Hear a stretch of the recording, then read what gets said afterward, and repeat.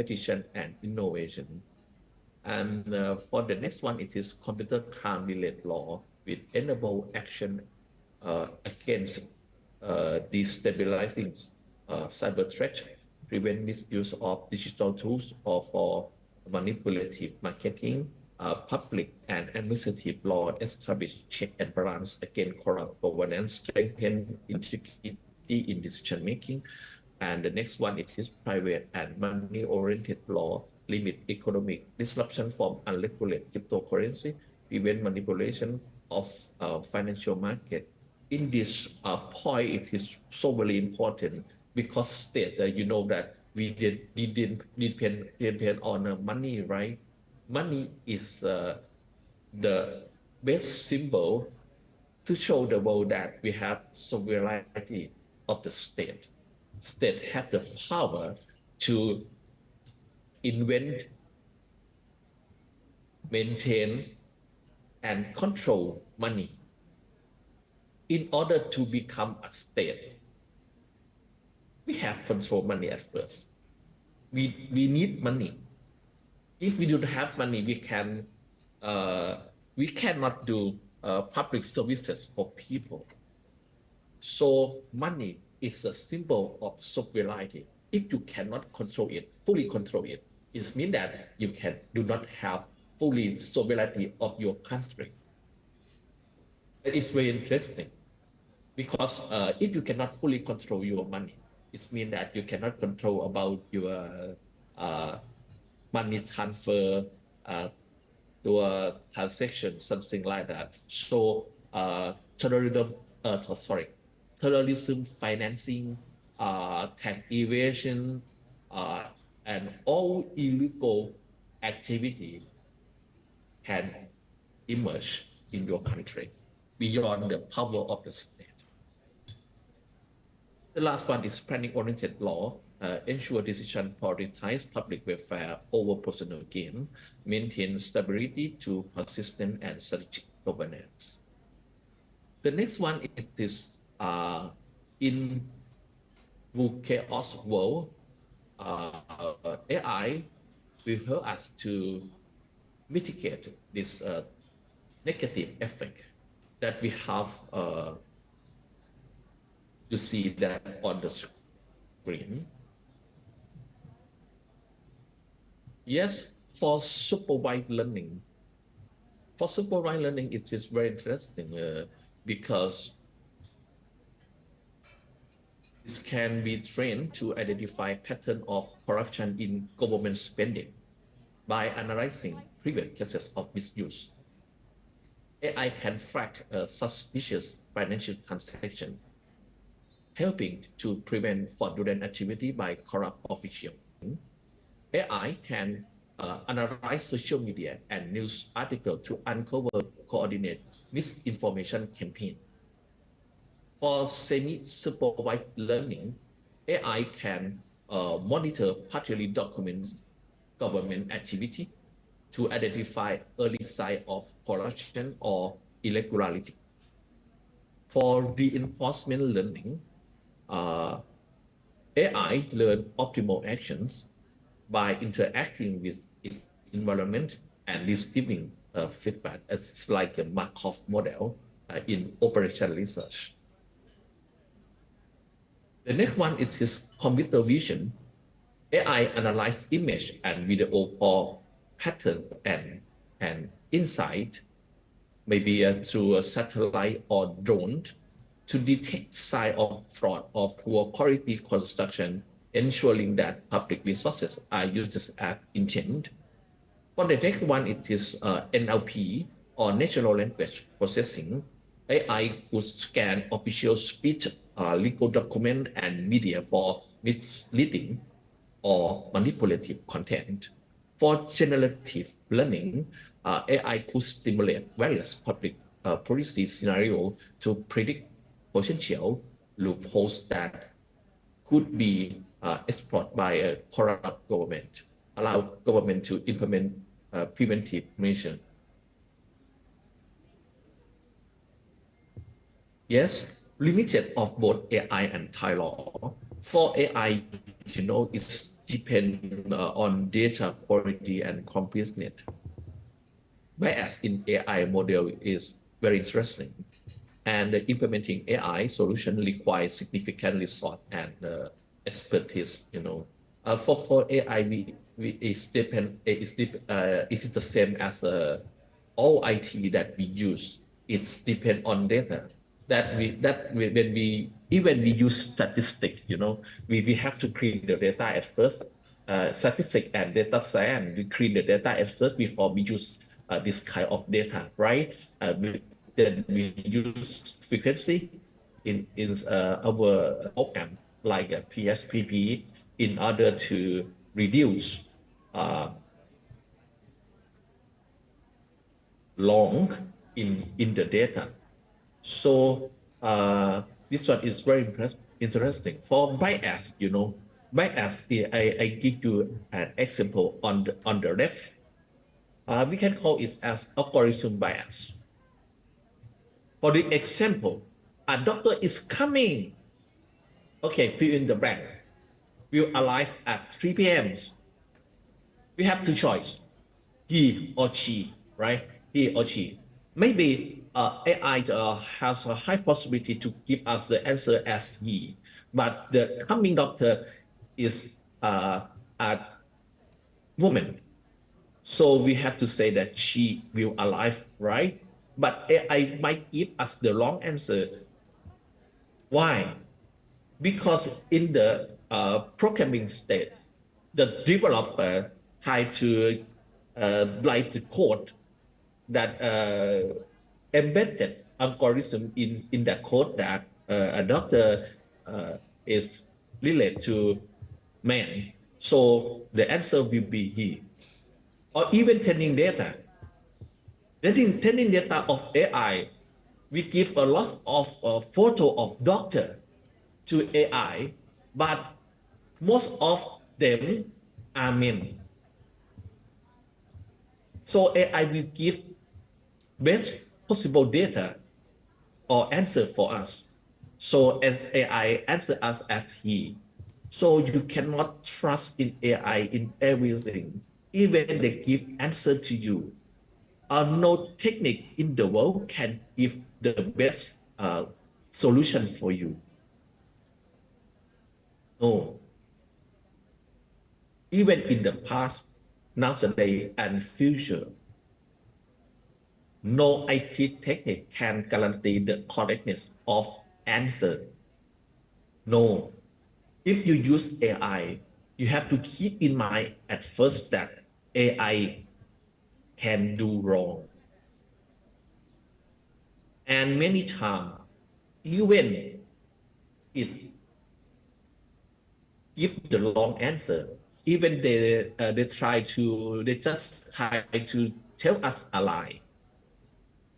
When there is some research that asks AI that why do you tell us a lie? AI answer that if I do not tell a lie, I cannot complete your mission. It means that AI start telling us a lie.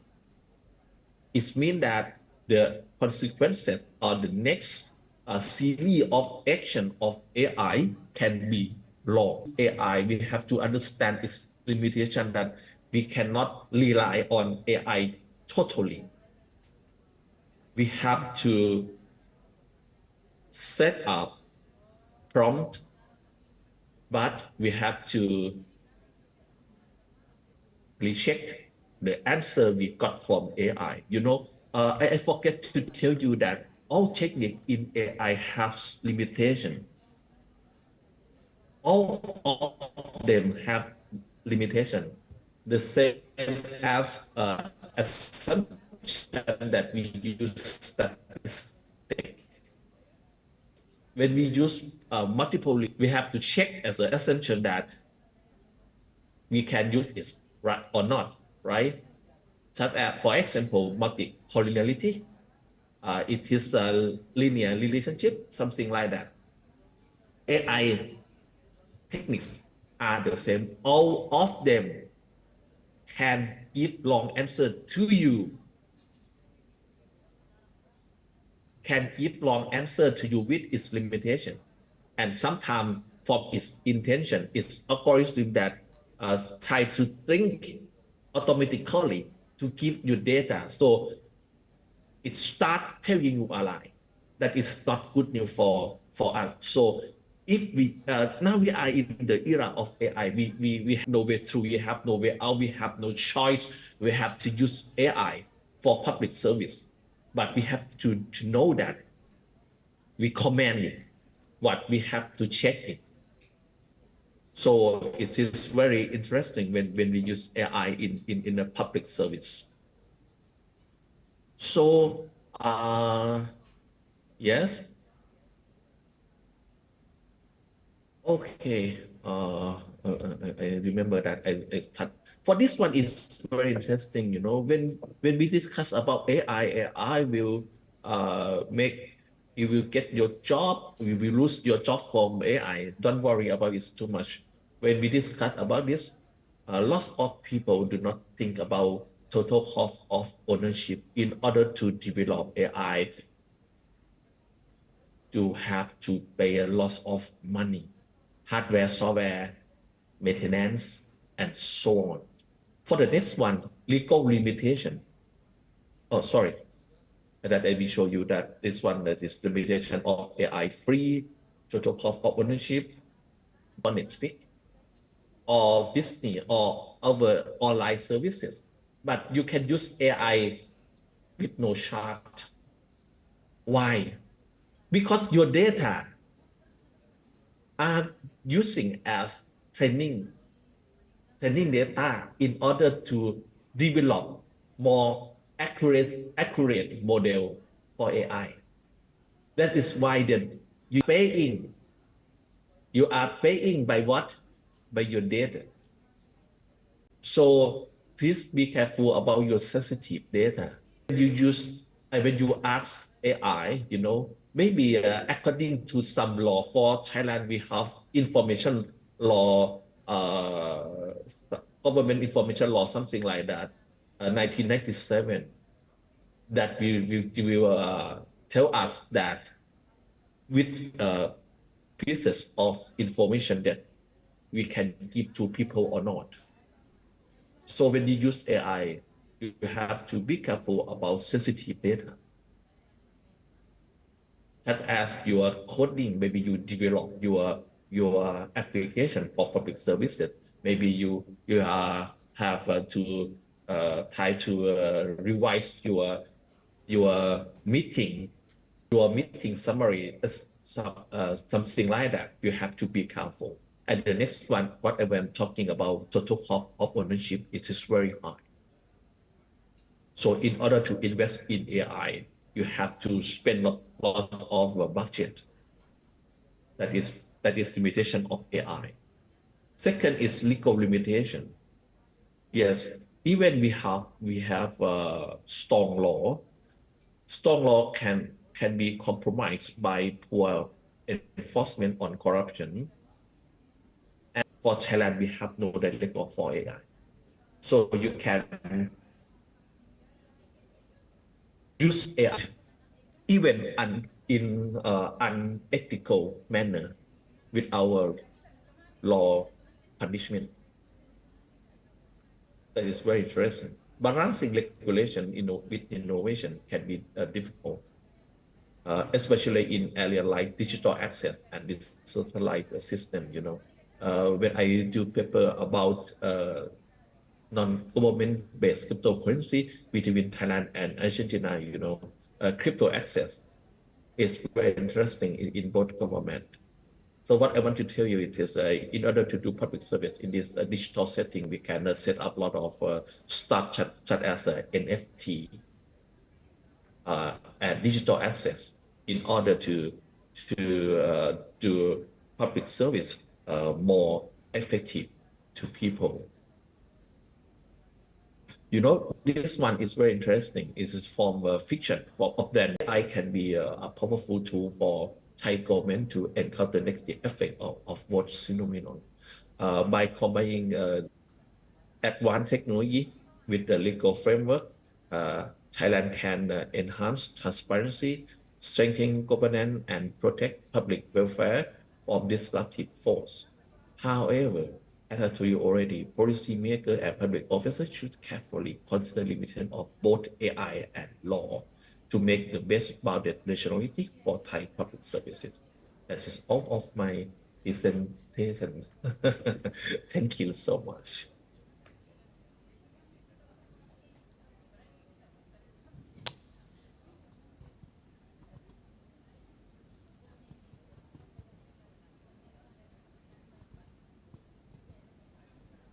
Thank you so much, Mr. Gowo.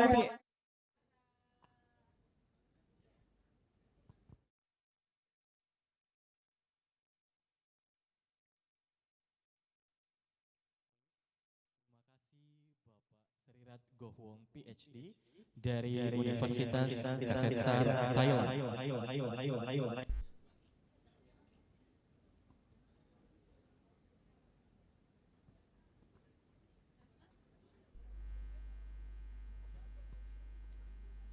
Next agenda, invite Senior Research School of Law and Government, Mr. City University of Dublin, Mr. Dr. Abel Polis. On this occasion, he delivered a video apologizing for not being able to join us this morning due to significant time difference, and will be joined with us in the next session. Selanjutnya, pembicara utama, peneliti senior dari Sekolah Hukum dan Pemerintahan Universitas Kota Dublin, Irlandia, Bapak Dr. Abel Polese. Pada kesempatan ini, beliau mengirimkan video permohonan maaf belum dapat bergabung karena perbedaan waktu yang signifikan dan akan membersamai di sesi berikutnya.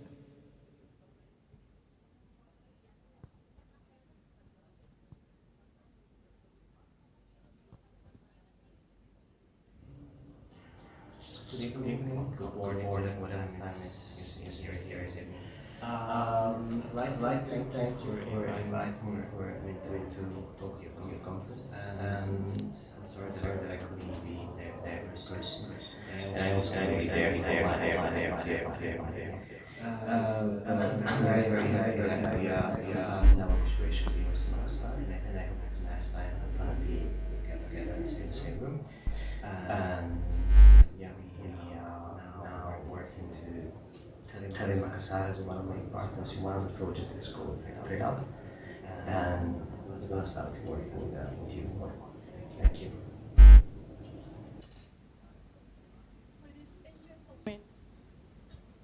Next, we welcome the Program Chair, Department of Political Economy, Faculty of Political Science and Public Administration, Polytechnic University of Makassar.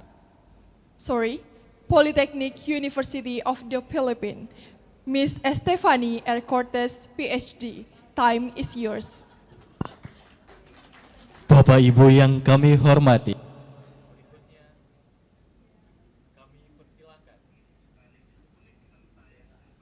kepada Ketua Program Jurusan Ekonomi Politik, Fakultas Ilmu Politik dan Administrasi Publik, Politeknik Universitas Filipina, Mrs. Estefany R. Cortez, PhD. Yeah, hello, good day. Good day, everyone. Okay. So I have a few slides to discuss for this morning, and I was tasked to discuss about sustainable and democratic governance, intersecting law, society, and digital ecosystem in the Philippines. So we all know that the Philippines, like many other countries, is being shaped by a rapid technical advancement, evolving social norms, and an urgent need for sustainability. And for our today's theme, the intersection of law, society, and digital ecosystem, it presents both challenges and opportunities for achieving sustainable and democratic governance. So it is my hope that I will be able to shed light on this dynamics and to inspire us to take a meaningful action. We all know that Philippines, as an archipelago with a rich cultural heritage, a diverse population, we get to face a unique challenge in governance, particularly in the context of sustainability and democracy. So the intersection of law, society, and digital ecosystem, it plays a crucial role in shaping the governance and structure process. So for my presentation, let me show you what are these elements that interact to promote the sustainable and democratic governance, specifically in the Philippine settings. Okay, next slide. So for the content of my discussion, as follows. Next slide, please. So for the intersection of law and governance, so therefore it refers to the point at which the legal frameworks and the governance processes interact and how each of these influence each other. So the intersection here is critical because the effectiveness of governance, how decisions are made, and how the policies are being implemented, especially how the power is being exercised. And that depends largely on the underlying legal structures that define and regulate these processes. So conversely, the law itself, it's shaped and sometimes reshaped by governance, and including the practices and the needs of our society. So with the legal frameworks that I am referring here, so from the Philippine Constitution and the various laws that provide a foundation for sustainable governance and other key legal instruments that include, let us say, the Philippine Clean Air Act, the Ecological Solid Waste Management Act, and those are which it aims to protect the environment. We also have the Local Government Code that empowers local government units to implement sustainable practices that is somehow being tailored to the different communities, and together with the Climate Change Act that establishes a framework for addressing climate change impact. So therefore, it's very clear that the law, it serves as a foundation or it's a structure upon which governance is built. So it comprises of the rules, the principles established by a society or government to regulate the behavior of its members and the function of the different institutions. So in this context, it's very clear again that the law, it defines the authority, it establishes the rights and duties, it regulates the conduct, and it provides remedies. So therefore, the legal system, it offers a mechanism for resolving disputes and to address grievances through courts and alternative dispute and other resolution methods. Now, when we say the rule of law, it is a governance that is, of course, expected to operate within the rule of law, meaning that all actions of the government officials, the institutions must comply with this established law. So this ensures that governance is predictable, consistent, and fair. Because in the Philippine government, we also have this, what we call the check and balances. Therefore, the legal system often incorporate check and balances to prevent the abuse of power, ensuring that there is no single entity within the governance can provide without accountability. And in addition to this, we also have the human rights protection that it safeguards the fundamental human rights. It also serves as a guidance, especially when it comes to governance practices to respect and to uphold these rights in all decision-making processes. Now, on our next slide, let us see what is the role of society and governance. The role of society and governance, they are deeply interconnected, and it's very crucial for functioning of any nation. So therefore, they operate in a dynamic relationship where the society, it influences the governance, and the governance in return, it shapes the society. Now, what am I talking with? So let us try to delve in the role of each and how they interact. Now, the role of society in governance, especially when it comes to defining the values and norms. Each of countries, each of nations, we do have a unique culture and social norm. And society is the source of these so-called cultural values, traditions, and the social norms that, of course, it influence the formulation of laws and policies. Now, let us say, for an instance, societal values regarding family, justice, and equality, it shapes the legal framework and governance models.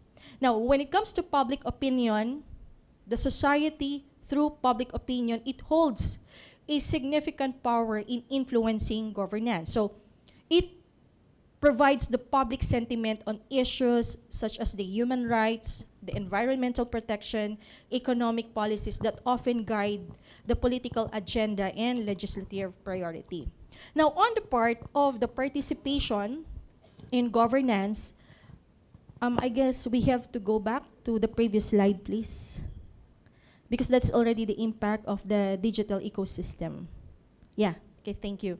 So the participation in governance, we're talking about the democratic engagement. So in a democratic system like the Philippines, the society plays a direct role in governance through voting, running for office, participating in the referendum. So primarily the citizens, it influenced the governance by electing our respective leaders and holding them accountable. And with the civil society and with those advocacy group, the civil society organization together with the national, the NGOs and the advocacy group, these are the vital components of society that engage in governance for, let us say, lobbying for change, monitoring government activities, providing services that is supplemental to the government efforts, and they act as watchdogs and facilitators of public discourse. Now, with the social movements and change, we have the driving reforms and the grassroots activism. Now, on the driving reforms, let us say, when it comes to the social movements that is driven by collective actions of society, that can lead to significant governance reforms. Let us say, for example, if there are movements or advocacy for civil rights, for the gender equality, or even environmental sustainability, it often results in new laws or policy shift. And in the part of the grassroots activism, the society and the grassroots level often it addressed the issue that governance, of course, might overlook, such as the local environmental concerns, the community development, or even social justice. So that's why, with this grassroots activism, it can lead to this so-called the bottom-up changes in governance. That is why it is important, especially when we hear the accountability and oversight, because in the government, we need to have a monitoring, the so-called monitoring governance, in which the society, of course, has a role in holding government to be accountable for their actions. So through the media, the public protests, and community engagements, therefore, the citizens in the Philippines, it can expose corruption, we can demand transparency for us to ensure that governance remain being aligned with the public interest. And with the judicial and civic oversight, we're in the society, we often support or we pressure the judicial and the civic bodies to investigate, not just to investigate, but also to act against the misuse of power. And in that way, we will be able to ensure that governance adheres to this so-called rule of law. Now, next slide, please. Okay, so what therefore is the impact of this digital ecosystem? The digital ecosystem in the Philippines is rapidly evolving because significantly it impacts the nation's economy, society, and governance. And here are some just important points, a few statistical data and a few interpretation just to illustrate this so-called digital ecosystem impact. In the part of economic impact, the digital economy in the Philippines is experiencing substantial growth, and as of the 2024, the digital economy is projected to hit $24 billion. So therefore, it is a clear indication that in the Philippines, we have an expanding influence when it comes to the national economy. And this particular economic growth is driven by the increased adoption of the digital technologies that is across various sectors, including the e-commerce, the financial technology, and online services. And with the government's commitment to digital transformation, particularly with this specific initiative, like we have the eGov Philippines. It is an application, and of course, the integration of the digital infrastructure that has played a pivot role in fostering this growth, especially in the Philippines. And that is why, on our next slide, as it shows, next slide, please. Okay, so here's the interesting part, that if we have leveraged fully, the digital technology could create an annual economic value of 5 trillion pesos, and that is amounting to 101 billion by the year 2030. So to put this in perspective, this is equivalent about the 27% of the Philippines' gross domestic product in the year 2020. And by generating the productivity gains, by having the revenue boost, cost savings, and the GDP increments, in the Philippines, with the digital technology, it can unlock up to 5 trillion pesos. Again, that is equivalent to $101.3 billion. That is worth of economic value annually in the Philippines by the year 2030. And those are, or we have the different sectors that is being projected to be the largest beneficiary, especially number one, us as the consumer. We also have the retail and the hospitality. We also have the education and training. We also have the agriculture and food sector. Now, on the part of the digital infrastructure expansion, the development of digital infrastructure, it is a cornerstone of this economic growth. It is very clear that with the investment, especially in the data center, such as the ongoing projects by the STT-GDC Philippines, which are very important, because with this project, it facilitates not only to provide the necessary infrastructure to give support to the digital business, but also it will enhance the country's capacity to handle the large-scale digital operation. That is why by the year 2030, it is expected that there will be a full utilization of digital technology. And of course, that will also demonstrate the long-term impact of this investment. Now, what about on the society impact in the digital governance? Now, on the societal front, having those digital initiatives, they are transforming how citizens interact, their interaction with the government and the access services, just like with one of my example earlier, in which we are currently using the eGov. It is an application, so every time that we travel abroad, so all we need to do is to key in all important data. And I guess Indonesia is also doing the same thing, but the eGov was recently launched way back 2023. So nearly 1 million users benefiting from streamlined services, okay? Like the e-travel, and we also have the e-LGU. So those initiatives, therefore, are not only making government services more accessible, but also it contributes to the digital literacy of the population. And by that thing, it gets to foster a more inclusive digital society. So therefore, on how I interpret that, with those developments, it highlights the profound impact of the digital ecosystem, especially in our country, and the growth of the digital economy and the expansion of the digital infrastructure are positioning the country as a significant player in the global digital landscape. So furthermore, the government active role in the digital governance, it ensures that this advancement will benefit all the citizens. It will promote a more equitable and efficient society. But of course, let us not forget that there are also intersecting challenges. But in every challenge, just remember that there is also opportunity.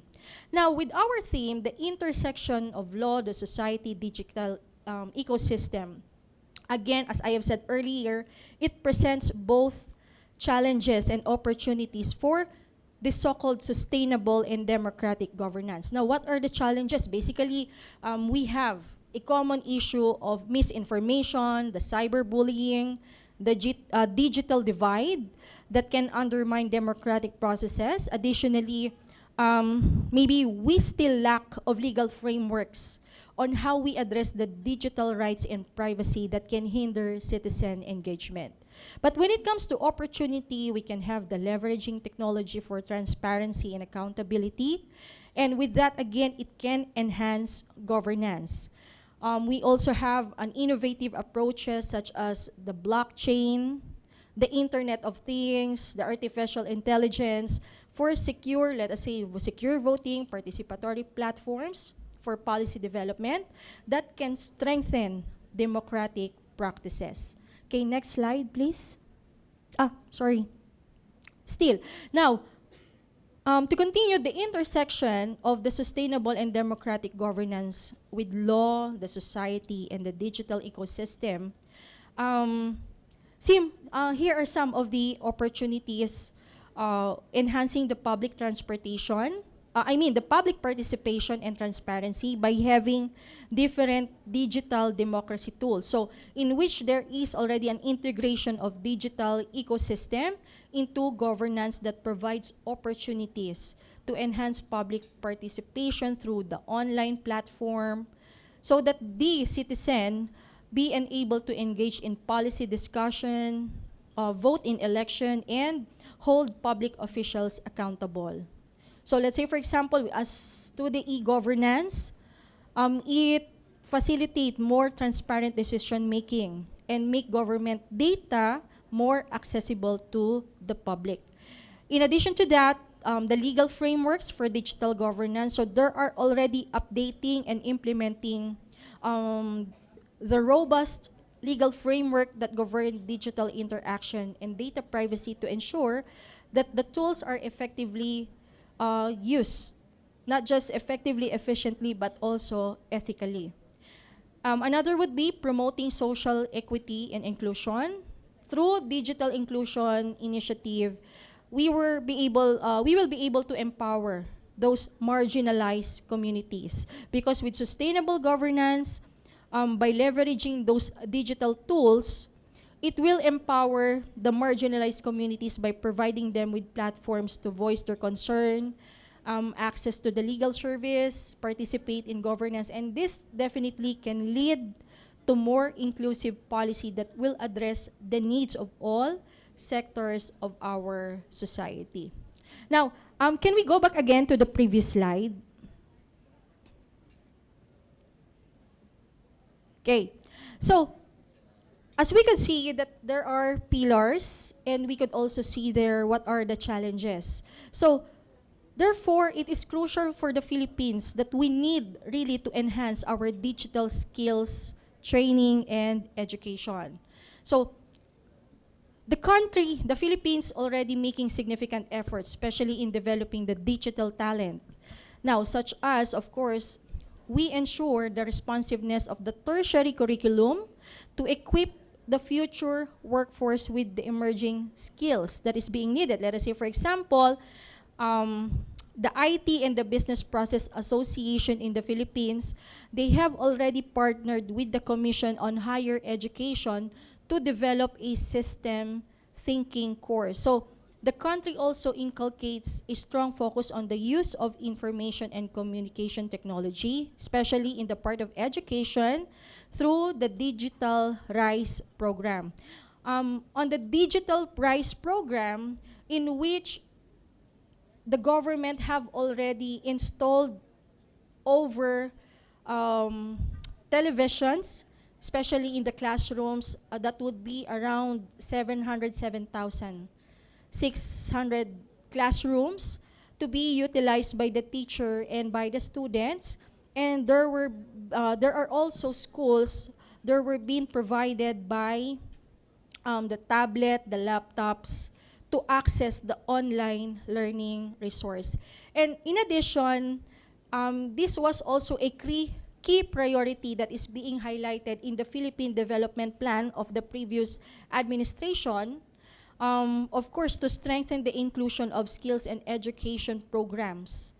So this is to achieve by targeting the community-based training, especially at those at the low income and other marginalized individuals who, of course, unable to have a formal access, especially on the training when it comes to using of the technology.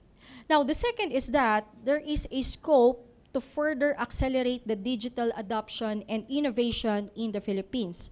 So for us to achieve the full benefits of digital transformation, the Philippines needs to promote an environment that is conducive for innovation, and we have to pursue policies that support entrepreneurial activities for the deployment of the cutting-edge technologies using, let's say, the use of the artificial intelligence, the cloud computing, and the Internet of Things. So the country is currently pursuing several policies. Let us say in the part of the Department of the Science and Technology and the Philippine Council for Industry, Energy, and Emerging Technology Research, they have already joined to develop this so-called Startup Research Grant Program. So it is a funding for research and development so that there will be activities to accelerate the commercialization of innovative products across sector. And the third with that is, it is crucial as well in the Philippines, it needs to continue to promote digital trade and opportunities, especially on the business sector of our country. So by doing this, the country is already currently engaged in several multilateral trade agreements. Of course, we need to align our trade-related practices with the international community. So it includes here the Regional Comprehensive Economic Partnership. It was being ratified way back 2021, and the United Nations Economic and Social Commission for Asia and the Pacific. So those are simply framework of agreement on facilitation of the cross-border paperless trade in Asia and the Pacific. I guess we need to proceed on the last slide.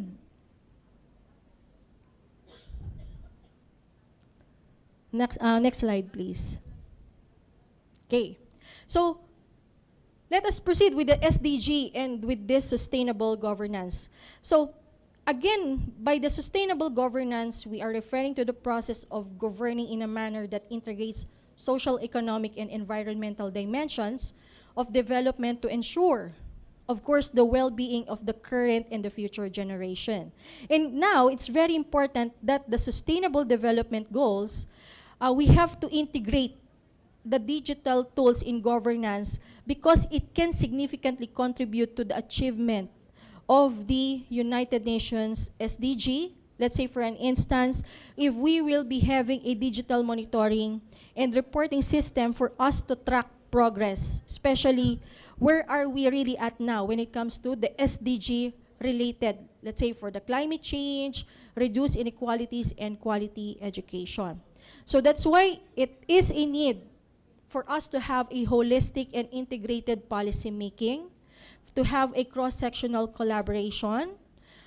Of course, it can lead to a long-term planning, and it can result to accountability and transparency. And with that, we'll be able to promote social equity and inclusion, especially on the gender equality that is being addressed on the SDG number 5, that underscores the importance of promoting gender equality in all aspects of governance.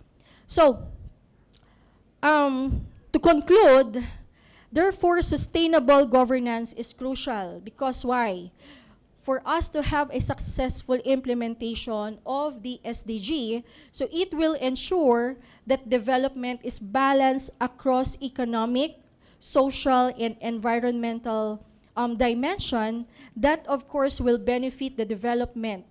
And this development will surely be shared equitably. So by aligning the governance system with the SDG, the country can create a more resilient, inclusive, sustainable society that are better equipped to face the challenges of the 21st century. So that ends my presentation. I hope that I was able to somehow give shed light on our theme, which is, again, sustainable and democratic governance. Okay, again, good morning to everyone. We would like to thank Ms. Stephanie R. Cortez, PhD, for a great presentation. Kepada Ibu Stephanie R. Cortez, PhD, kami ucapkan terima kasih. Ladies and gentlemen, finally, we have arrived at the end of the ceremony. International Conference on Sustainable and Democratic Governance. We would like to thank everyone for their participation and cooperation. Hadirin sekalian, tidak terasa kita telah tiba di penghujung acara pembukaan International Conference on Sustainable and Democratic Governance. Kami ucapkan terima kasih kepada hadirin atas partisipasi dan kerjasamanya. Bunga melati harum semerbak, tumbuh indah di tepi jendela. Arfan dan Widya ucapkan terima kasih banyak. Sampai jumpa di lain acara. Billahi fisabilil haq, fastabiqul khairat. Wassalamualaikum warahmatullahi wabarakatuh.